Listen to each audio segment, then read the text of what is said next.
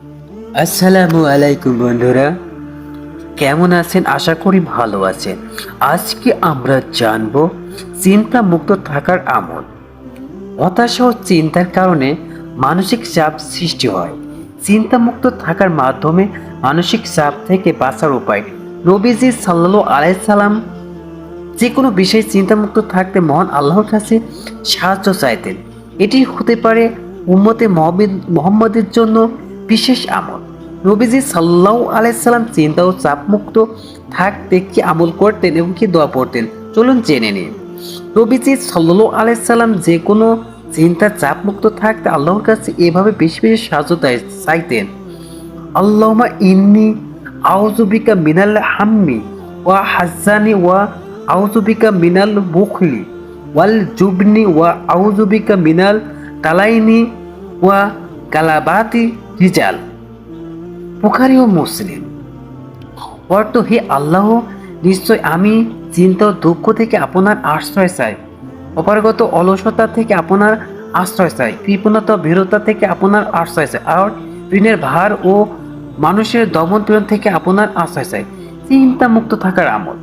যে কোনো মানসিক চাপ থেকে মুক্ত থাকতে হলে আমলগুলো জরুরি। তা হলো: 1. নিয়মিত কোরআন তেলাওয়াত। কোরআনুল কারীম তেলাওয়াত করা। কোরআন তেলাওয়াতের মানুষের মনকে প্রফুল্ল করে। কোরআন তেলাওয়াত ও অধ্যয়ন মানুষকে দুনিয়া ও সব দুশ্চিন্তা ও হতাশা মুক্ত রাখে। 2. নির্ধারিত সময় নামাজ পড়া।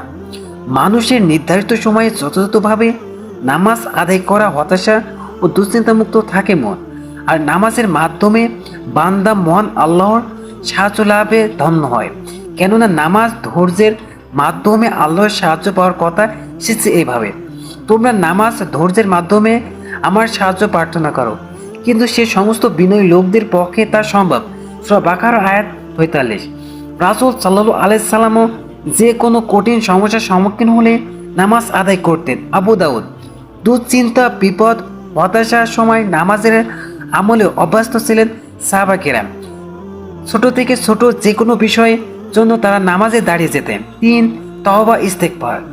যে কোনো বিষয়ে আল্লাহর সাহায্য পাওয়ার অন্যতম উপায় বেশি বেশি তওবা ইস্তেগফার করা।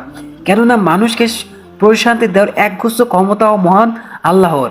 তার কাছে ক্ষমা প্রার্থনা করতে তিনি মানুষকে প্রশান্তি দিবেন। কোরআনের বর্ণনে তা প্রমাণিত।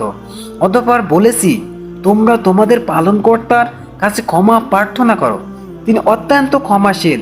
তিনি তোমাদের উপর অসহস্র বৃষ্টি দ্বারা ছেড়ে দিবেন, তোমাদের ধন সম্পদ সন্তান সন্তানি বাড়িয়ে দিবেন, তোমাদের জন্য উদ্যান স্থাপন করবেন এবং তোমাদের জন্য নদী নালা প্রবাহিত করবেন। সূরা নূহ আয়াত 10-12। রাসূলুল্লাহ সাল্লাল্লাহু আলাইহি সাল্লাম বলেছেন, যে ব্যক্তি নিয়মিত ইস্তেগফার করবে, আল্লাহ তাআলা তার সব সংকট থেকে উত্তরণের পথ বের করে দিবেন, তার সব দুশ্চিন্তা মিটিয়ে দিবেন এবং অকল্পনীয় উৎস থেকে তার রিজিকের ব্যবস্থা করে দিবেন। আবু দাউদ। 4. নিয়মিত দরুদ পড়া। প্রশান্তি পাওয়ার অন্যতম আরেক মাধ্যম রাসূলুল্লাহ সাল্লাল্লাহু আলাইহি সাল্লামের প্রতি দরুদ পড়া, এবং দরুদ পড়লে আল্লাহ তাআলা বান্দার প্রতি রহমত নাজিল করেন। এই রহমত মানুষকে যাবতীয় মানসিক চাপ থেকে মুক্ত রাখে। হাদিসে এসেছে, হযরত উবাই ইবনে কাব রাদিয়াল্লাহু আনহু বর্ণনা করেন, আমি বললাম, হে আল্লাহর রাসূল, আমি আপনার উপর অনেক বেশি দরুদ পড়তে চাই, আপনি বলে দিন আমি দরুদের কতটুকু সময় দেব? তিনি বললেন, তুমি যতটুকু চাও। আমি বললাম, 1/4 সময়? তিনি বললেন, তুমি যতটুকু চাও, যদি আরো বাড়ো তা তোমার জন্য ভালো। আমি বললাম, অর্ধেক সময়? তিনি বললেন, তুমি যতটুকু সময় পড়তে পারো, যদি এর চেয়ে আরো সময় বাড়াও তোমার জন্য ভালো। আমি বললাম, তাহলে সময় 2/3? তিনি বললেন, তুমি যতটুকু চাও, যদি পারো বাড়াও তোমার জন্য ভালো। আমি বললাম, সম্পূর্ণ সময় আমি আপনার উপর দরুদ পড়ায় কাটিয়ে দেব। তখন তিনি বললেন, তাহলে এখন হতে তোমার পেশানে দূর হওয়ার জন্য দরুদই যথেষ্ট, এবং তোমার পাপের কাফফারার জন্য দরুদই যথেষ্ট। তিরমিজি। হতাশা মুক্তর দোয়া করা। মানসিক চাপ কমাতে নিয়মিত দোয়া করা অন্যতম, কারণ হাদিসে দোয়াকে ইবাদতের মূল বলা হয়েছে। দোয়া বা প্রার্থনা করলে, কোনো কিছু চাইলে মহান আল্লাহ খুশি হন, না করলে এবং অসন্তুষ্ট হন। তবে দোয়ার ক্ষেত্রে হাদিসের বর্ণিত দোয়াগুলোর প্রাধান্য দেওয়া উচিত। রাসূলুল্লাহ সাল্লাল্লাহু আলাইহি সাল্লাম বলেন, আমি এমন একটি দোয়া সম্পর্কে জানি কোনো বিপদে পড়া লোক যদি তা পড়ে তবে আল্লাহ তাআলা সে বিপদ দূর করে দেন।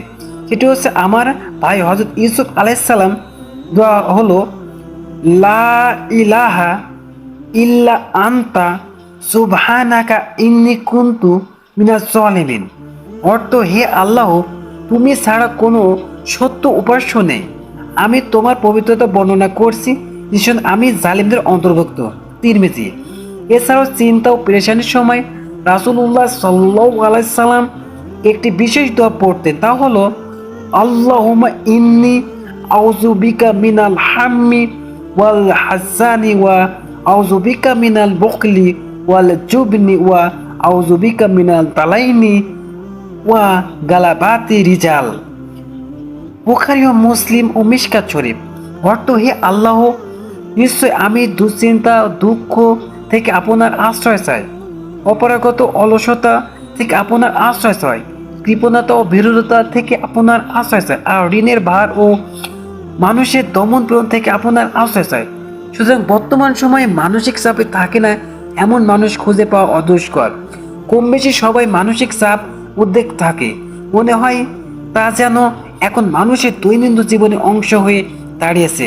তাই উল্লেখিত আমলগুলো অনুসরণ ও অনুকরণের মাধ্যমে মানসিক চাপ নিয়ন্ত্রণ করা যেতে পারে। আল্লাহ তাআলা মুসলিম উম্মাহ সহ সবার ব্যক্তিগত, পারিবারিক, সামাজিক, রাজনৈতিক কর্মক্ষেত্রে সব চাপ মুক্ত থাকতে উল্লেখিত আমলগুলো যথাযথভাবে করার তৌফিক দান করুন। কোরআন সুন্নাহ মোতাবেক জীবন পরিচালনার মাধ্যমে মানুষকে চাপমুক্ত জীবন গড়ার তৌফিক দান করুক, আমিন।